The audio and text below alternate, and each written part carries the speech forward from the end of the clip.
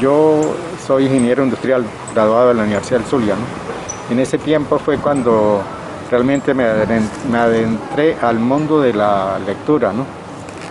Como en ciertos momentos habían problemas en la universidad, ciertos paros unos días, me fui penetrando en ese mundo y fui conociendo muchos autores, ¿no? Muy buenos. Y realmente pues mi deseo era, yo me gradué de ingeniero industrial, era seguir estudiando en la universidad con la finalidad de sacar o la economía o la filosofía, que realmente la podía sacar en 2 años. Sobre todo me gustó, me llamaron mucho la atención la parte de filosofía. Y siento que yo soy una persona bastante profunda, ¿no? Sobre todo porque hay personas donde yo les puedo llegar con un mensaje, lo sé, con un mensaje, con unas palabras, y tienen influencia en su vida. Y muchos me lo han agradecido después. No lo hago con esa intención, ¿no? Sino porque siento que tengo que hacerlo, ¿no? Pero me gustan los temas de filosofía porque me llenan mi espíritu y bueno, me hacen sentir bien. Siento que es un camino de una profundidad muy grande y quizás cada vez que exploro me doy cuenta de que cada vez como más profundo, ¿no? Es realmente muy interesante, ¿no? Bueno, uno de los libros que más a mí me han gustado en lo personal es Éxodo de León Uris. Va de la historia más contemporánea de Israel, desde lo que fue antes de la Segunda Guerra Mundial, pasando por lo que fue en Rusia, los pogroms, que fueron campos de concentración, pasando por la Segunda Guerra Mundial, todo lo que se vivió, al finalizar la Segunda Guerra, todo lo que fue la fundación del nuevo Estado de Israel, las dificultades, menciona la Guerra de los 6 días. Muy atrapante el libro, la verdad, como 500 páginas, pero muy, muy atrapantes. Toda la historia, los personajes, las situaciones, todo es tan que podría pasar y varias cosas pasaron. El barco Éxodo fue real, la Guerra de los 6 días fueron 6 aplastantes días de victoria para Israel. Y me gustó mucho. Otro libro así que recuerdo es Un saco de canicas, de Joseph Joffo, un judío que vivió por allá en la Alemania nazi. Es triste porque realmente una de las cosas que más se repiten en el libro es, y no sabía que no lo volvería a ver. Fue así con muchas personas que él conoció durante esa etapa tan turbia de la historia, y en sí es emocionante por todas las cosas buenas que vivió, pero también está el lado de la realidad de todo lo que se vio en aquel tiempo. Otro libro así que me acuerdo es El Tuareg, ahorita no me acuerdo del autor, pero es muy bueno el Tuareg, esa aventura de los Tuareg, que son una tribu por allá de África, no, de Asia, de la India, si no me equivoco, que bueno, que se ven como en peligro de extinción, se podría decir, por todo el tema que está viendo con el gobierno, que los quieren eliminar porque no le aportan nada, de que son como unos bandoleros del desierto, se podría decir, y toda esa aventura que va desde que ese Tuareg, porque una de las cosas de esa tribu es que cuidan mucho a los huéspedes, y bueno, y valga la redundancia de que al comienzo del libro, al cuidar a su huésped, al final el libro lo termina matando, o sea, porque una de las amenazas que el protagonista hace es matar al presidente, algo que nadie toma en serio, pero al final lo consigue, pero el presidente termina siendo la persona que él ayudó antes. Muy, muy bueno, la verdad, muy entrañable. Es un mundo indescriptible, paralelo a la realidad que nosotros vivimos. Es sumergirnos en un espacio donde la imaginación no tiene límites.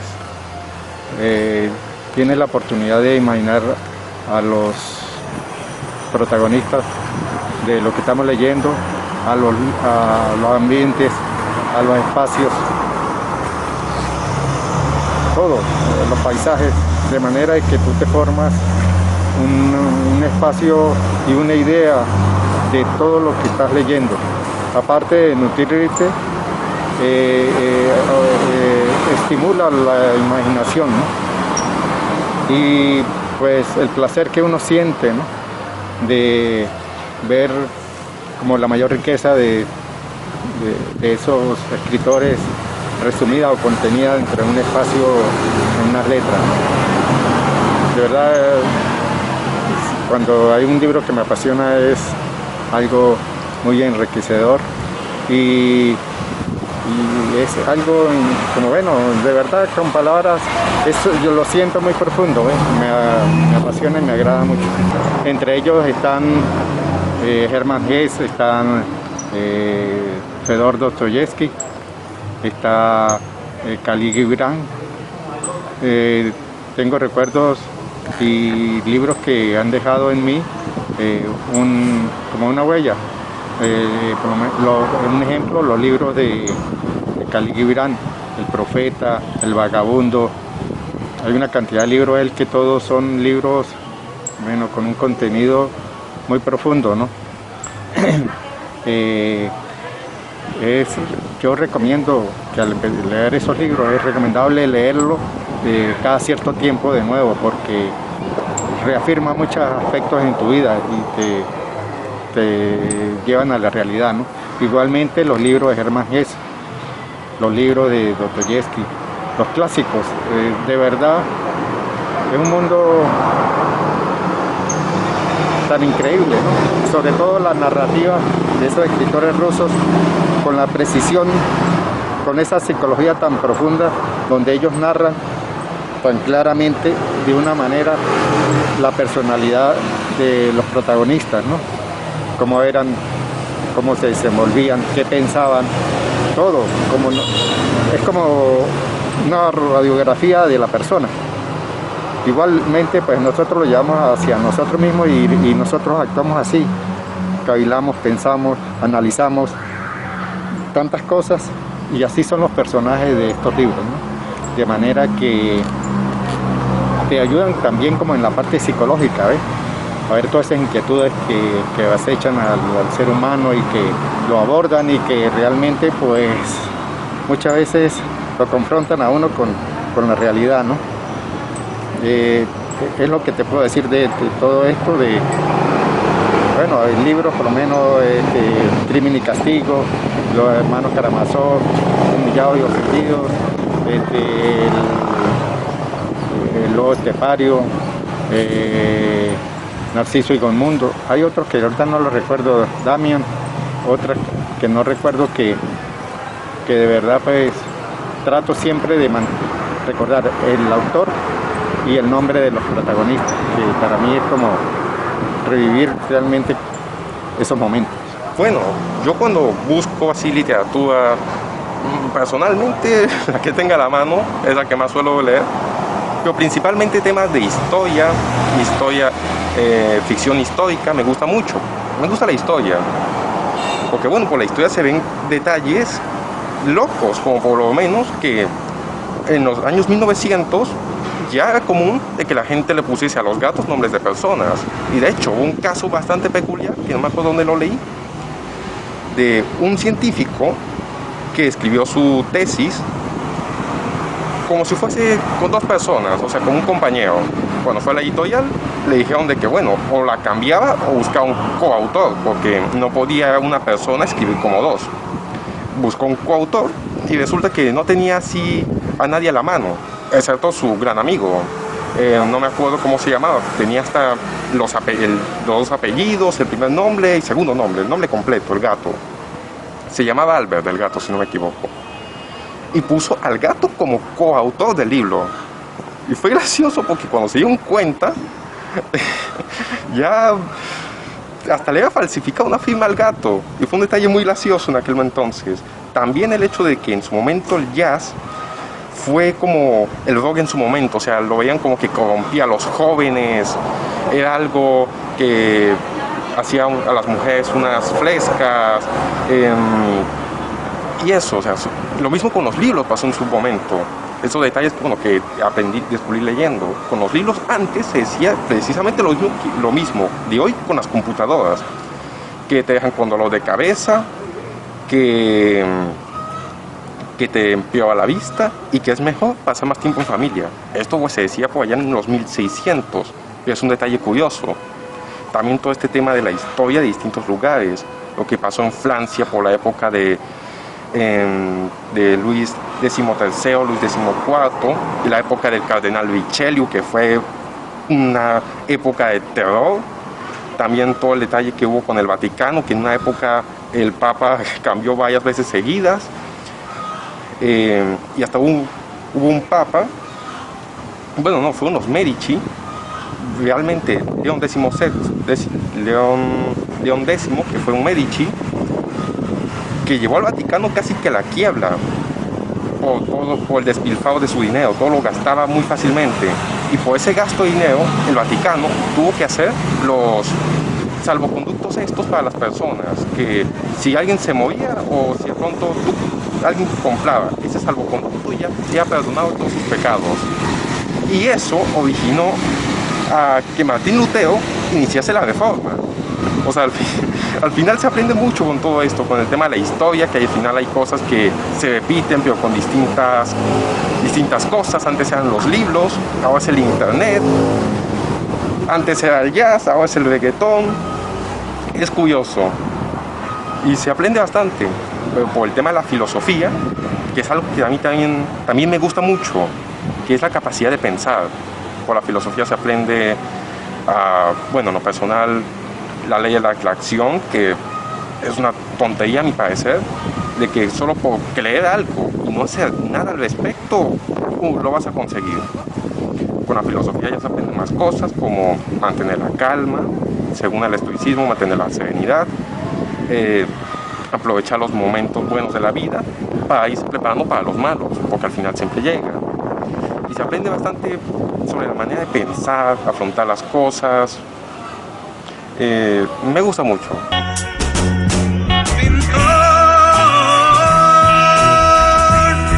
Si pintas con amor, ¿por qué desprecias su color? Si sabes que en el cielo ahí también los quiere Dios.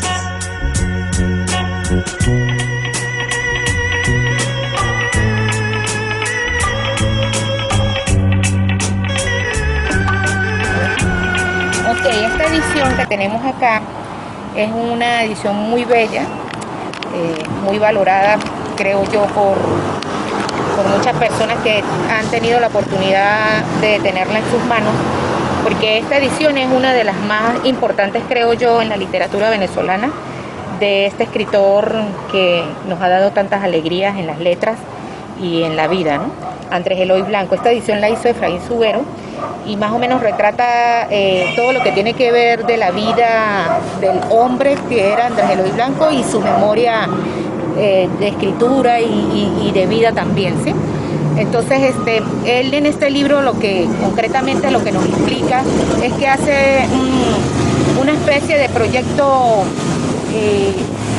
casi que retratando lo que tiene que ver con el tiempo que tuvo Andrés Eloy Blanco haciendo literatura y su memoria familiar, ¿sí?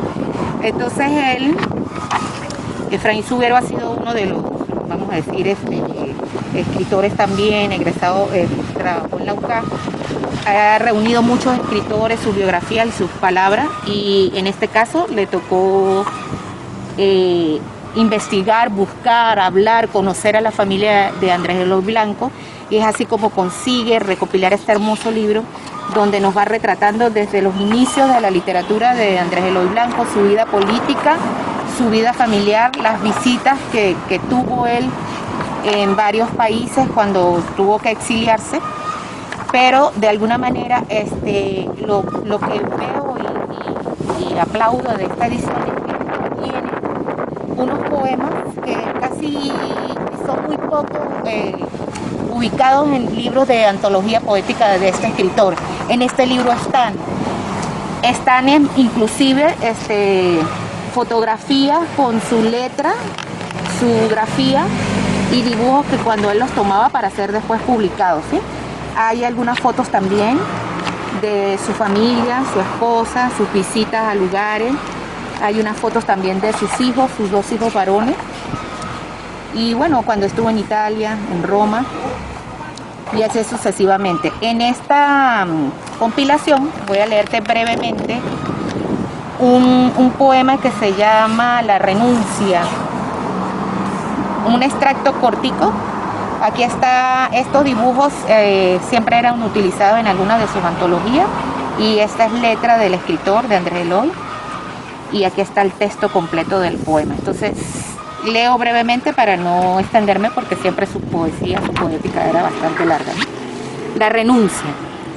He renunciado a ti, no era posible. Fueron vapores de la fantasía, son ficciones que a veces dan a lo inaccesible, una proximidad de lejanía. Yo me quedé mirando como el río se iba poniendo en cinta de la estrella. Hundí mis manos locas hacia ella y supe que la estrella estaba arriba. He renunciado a ti como renuncia el loco a la palabra que su boca pronuncia, como esas grunjillas otoñales con los ojos estáticos y las manos vacías, que empeñan su renuncia soplando los cristales en los escaparates de las confiterías. Yo voy hacia mi propio nivel, yo estoy tranquilo. Cuando renuncie a todo seré mi propio dueño. Desbaratando encajes regresaré hasta el hilo. La renuncia es el viaje de regreso del sueño. Andrés Eloy Blanco. Pintor, nacido en mi tierra, con el pincel extranjero,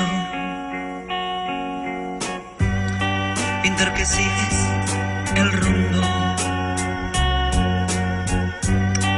de tantos pintores viejos.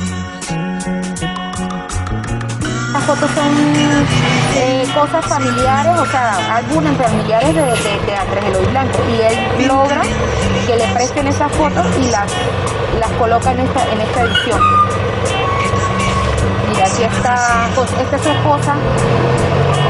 Saben que él estuvo exiliado en México también. Aquí está él con sus hijos, que tuvo 2 hijos varones. Esto es él, creo que esta foto es de él cuando fue al Vaticano, a Italia. Estas fotos no las conseguimos nosotros en ningún libro de Venezuela, que está en las bibliotecas, no, está en esta edición que la hizo Efraín Subero. Si sabes que en el cielo también los quiere Dios.